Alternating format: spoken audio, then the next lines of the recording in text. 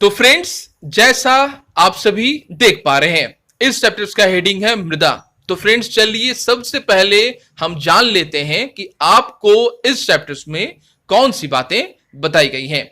तो फ्रेंड्स, आपको पूरी तरह से इस चैप्टर में मृदा के बारे में ही, यानी मिट्टी के बारे में ही आपको बताया गया है। मिट्टी किस तरह से बनती है, मिट्टी का हमारे दैनिक जीवन में क्या उपयोग है, मिट्टी कितने प्रकार की होती है, मिट्टी में कितने सारी परतें होती है जमीन के नीचे, ठीक है ना।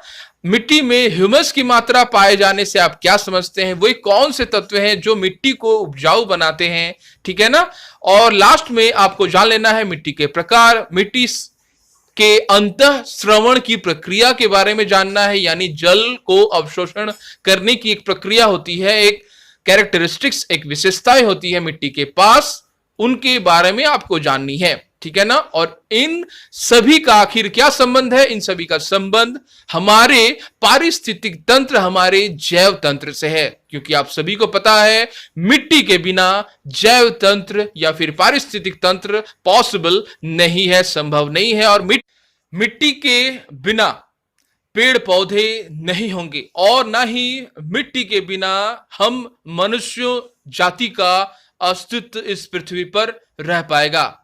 तो इस पूरे ही चैप्टर्स में आपको इस मृदा के बारे में बताया गया है। तो फ्रेंड्स, चलिए सबसे पहले इस चैप्टर्स के हेडिंग मृदा के बारे में कुछ बातें जानते हैं। तो फ्रेंड्स, सबसे पहले हमें जानना है कि आखिर ये मिट्टी होती क्या है। पृथ्वी की वह ऊपरी परत जिसमें पेड़ पौधे उगते हैं, ठीक है ना, जो किसी भी पेड़ पौधे के लिए सबसे उपयुक्त, सबसे इंपॉर्टेंट, महत्वपूर्ण कारक है, वह है मिट्टी।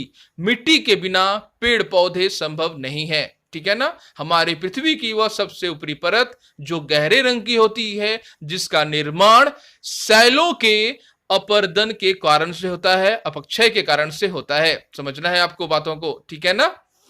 इससे निर्माण होता है मिट्टी का, और मिट्टी के निर्माण में हजारों से लाखों वर्ष लग जाते हैं, यानी सैल चट्टानों के अपक्षय से बनता है मिट्टी। और देन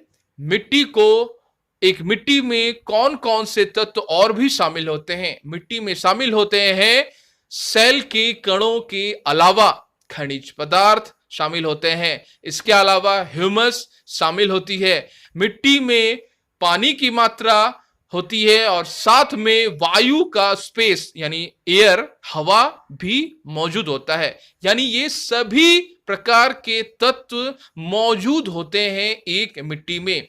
और किसी भी मिट्टी में जो सूक्ष्म जीव हैं वो रह पाते हैं, यह बात भी आपको जाननी है, ठीक है ना। चाहे वह किसी भी प्रकार का मिट्टी हो, मिट्टी में सूक्ष्म जीवों का आवास जो है वो होता है, ये समझना है आपको बातों को। अब है मिट्टी का इंपॉर्टेंस। तो मिट्टी आखिर क्यों उपयोगी है, जैसा मैंने आपको कुछ देर पहले बताया, मिट्टी के कारण ही पेड़ पौधे जीवित हैं, ठीक है ना। मिट्टी के कारण ही पेड़ पौधे जीवित हैं, तो फिर हम भी जीवित हैं। फ्रेंड्स, अब ये सवाल है कि कैसे हम मिट्टी के प्रदूषण को रोक पाएंगे। तो फ्रेंड्स, मिट्टी के प्रदूषण को रोकने का सबसे महत्वपूर्ण जो कदम है, स्टेप्स है, वो ये है कि हमें रासायनिक खादों के जगहों पर हमें खाद्य जो मैन्योर होते हैं, जिसे कंपोस्ट के रूप में हम तैयार करते हैं, उन्हें हमें प्रदान करना है पौधों के पोषक तत्वों के रूप में। अगर हम इस प्रकार के खादों का उपयोग अगर ना करें, रासायनिक खादों का, तो मिट्टी प्रदूषित होने से बच जाएगी। आपने लास्ट के चैप्टर्स में भी पढ़े थे कि किस प्रकार से रासायनिक खाद किसी भी मिट्टी को प्रदूषित कर सकते हैं या फिर करते हैं। साथ में आपको जानना है किसी भी उद्योग से, कारखानों से निकले हुए अपशिष्ट पदार्थ जो है वो किसी भी मिट्टी को प्रदूषित बनाते हैं, ठीक है ना। और इसके अलावा प्लास्टिक्स का उपयोग भी मिट्टी को प्रदूषित कर देता है।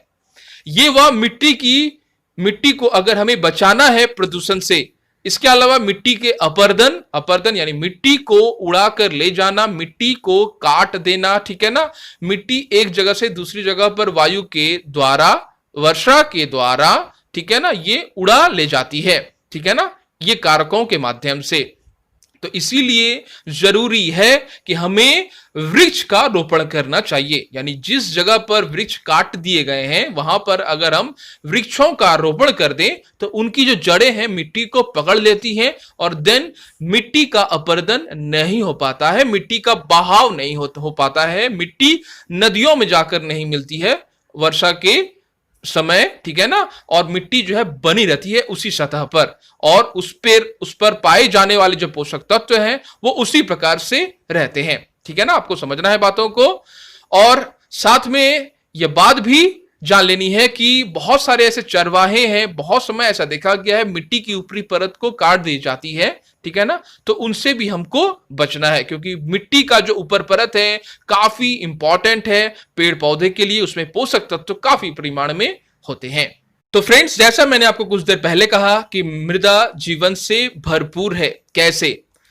तो मिट्टी के बिना क्या हम जीवित रह पाएंगे? तो इसका उत्तर होगा नहीं। मिट्टी में विभिन्न प्रकार के जो जीव हैं, सूक्ष्म जीव, इसके अलावा कीड़े मकोड़े केंचुए जो हैं वो मिट्टी में ही रहते हैं, वहीं पर उनका वो आवास होता है, और सभी प्रकार की मिट्टियों में उनका वास होता है। मिट्टियां काफी तरह की होती हैं, ठीक है ना, जिसमें विभिन्न प्रकार के पौधे जो हैं उनका उपज होती है, उनकी पैदावार होती है।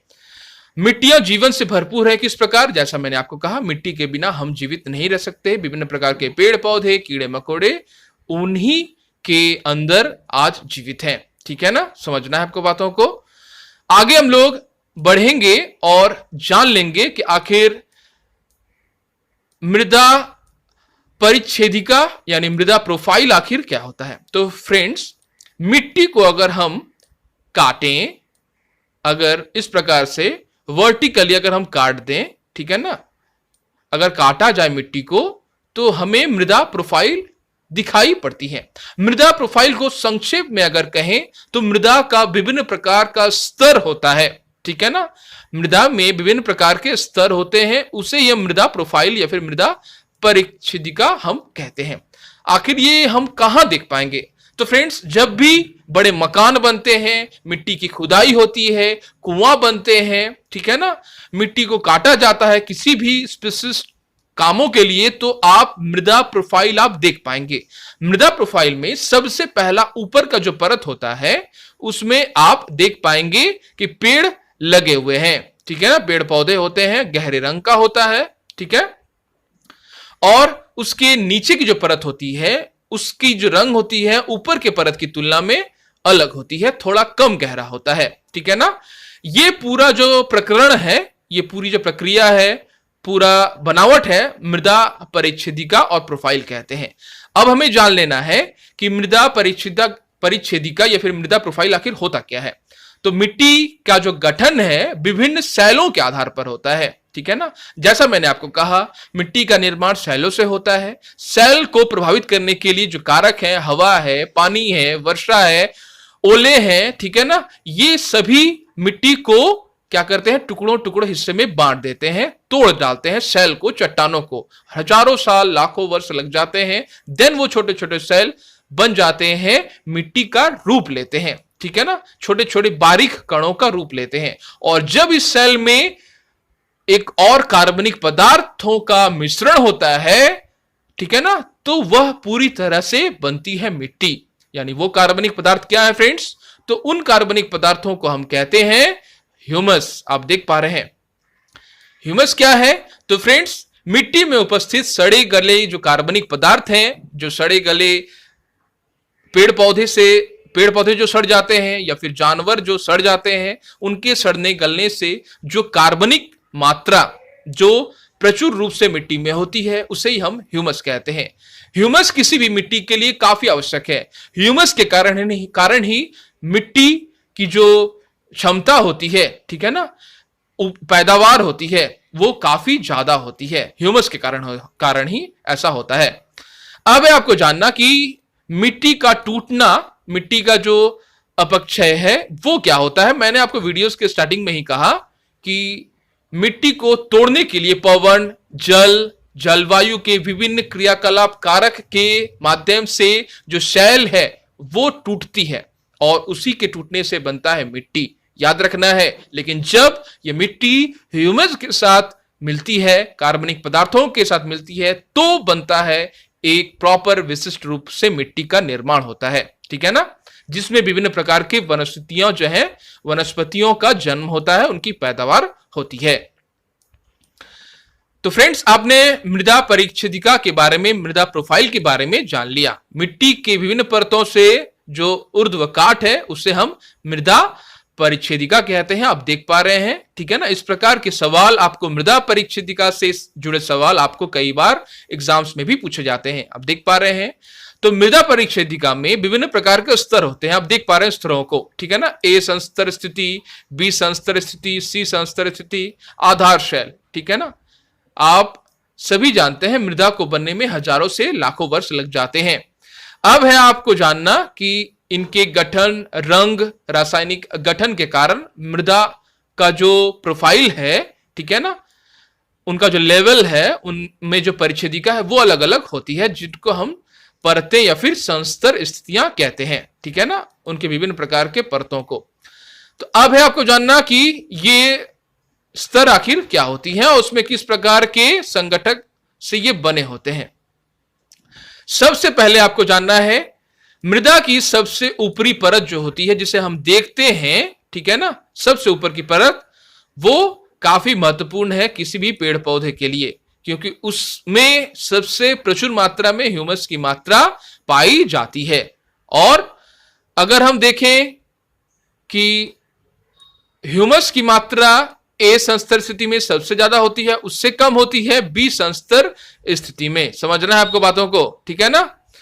ह्यूमस के कारण ही मिट्टी जो है वो उर्वरक होती है, जैसा मैंने आपको कुछ देर पहले ही कहा, जिसके कारण से पोषक तत्व प्रदान करते हैं यह ह्यूमस उस पेड़ पौधे को। अब हमें जान लेना है कि बी संस्तर स्थिति क्या है। तो शीर्ष मृदा यानी ए संस्तर स्थिति के बाद वाली जो परत होती है उसे हम बी संस्तर स्थिति कहते हैं या मध्य परत कहते हैं, ठीक है ना। ये अधिक कठोर होती है, खनिज जो होते हैं उसमें ज्यादा होते हैं, लेकिन ह्यूमस की मात्रा कम होती है, ज्यादा घना होती है, कठोर होती है, ठीक है ना। ऊपर की परत से नीचे की परत ये है, यानी मध्य परत है। अब तीसरी परत, लास्ट परत है सी परत, सी संस्तर स्थिति कहते हैं। इनमें क्या होता है, सेल के जो कण होते हैं ये थोड़ा बड़े पाए जाते हैं, मिट्टी जो प्रॉपर जो मिट्टी है वो उनकी मात्रा कम होती है, ह्यूमस की मात्रा कम होती है, ठीक है ना। आपको समझना है आधार शैल ही बड़े बड़े होते हैं, ये आपको समझना है। और फावड़े से या फिर किसी तरह से हल चलाना काफी कठिन होता है।